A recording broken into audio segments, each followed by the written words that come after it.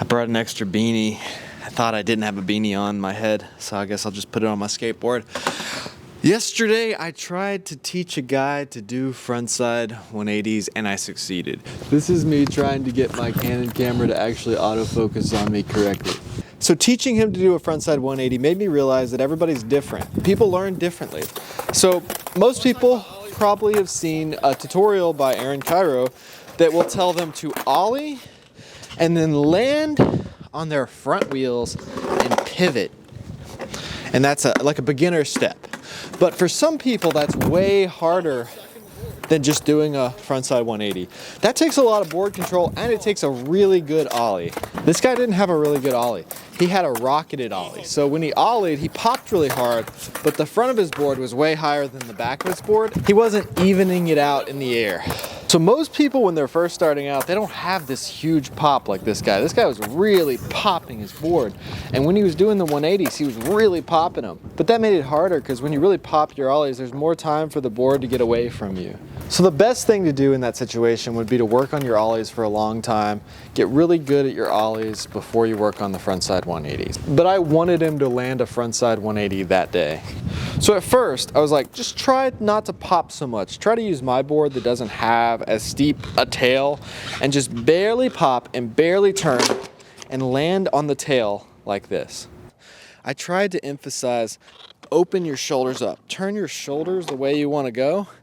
And the way you're going, you're opening your shoulders that way, so you're looking where you're going with the frontside 180. We tried a few backside 180s, but I think the frontside 180 was going to be easier for him to learn because his ollies were already going that way. It was a little bit easier when he did it on my board because my board doesn't have much pop. It's really flat, and his board was a lot higher off the ground. So the higher you pop, the more time you have to lose your board in the air. The more time you have for your board to do something that's not necessary, flip around, fall, flip over. So yeah, I wanted him to slowly work on popping and turning and landing on the tail.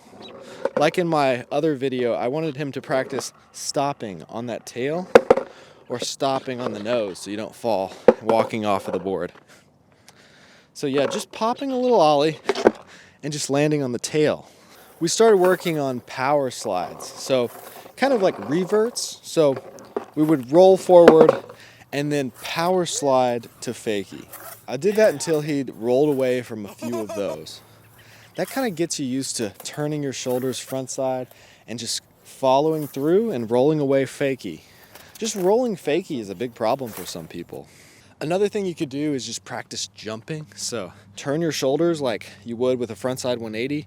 Turn them in and then turn them out. I'm goofy footed. If you're regular footed, it's this way. Let's practice turning your shoulders and jumping like that. So after that, we worked on some bonelesses because bonelesses can be easier if you really take them slow. So with the boneless, if you're just taking your foot off, planting it, grabbing the board and jumping and doing a frontside 180 with your board and your body, that can actually be easier than learning a frontside 180 if you do it slow enough. You could definitely do it without the trucks and wheels on carpet, or you could do it in the grass, something like that. It might be easier for you to learn. He definitely learned bonelesses, regular bonelesses, and boneless 180s. I don't know if I filmed all the times he landed these tricks because my Insta360 kept dying. You know, the battery does not last very long on that.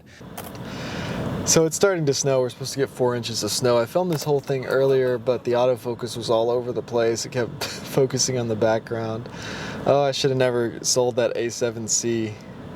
Sony has the best autofocus. So that's one way to learn a frontside 180. I've got other how to frontside 180 videos that go more along like the cookie cutter path of frontside 180 tutorials that talk about the steps that most people take. But this one's a little bit different. I'm trying to make some videos that are, you know, a little bit different, something maybe that nobody's really put on YouTube, like that last one. You guys should definitely watch about just tic-tacking upstairs and stuff like that. I think it's 5 tips for beginner skateboarders. You should definitely check that one out because I think there's some tips in there that I've never seen before in any trick tip tutorial. So I really hope you guys enjoyed this video. If you like this kind of content, reviews, tutorials, and videos about what I'm learning as I grow as a skateboarder, then scroll through my page, check out my other videos. I've got a ton of different tutorials and reviews on this page, and hit that subscribe button because I got a lot more videos to come. Thanks for watching.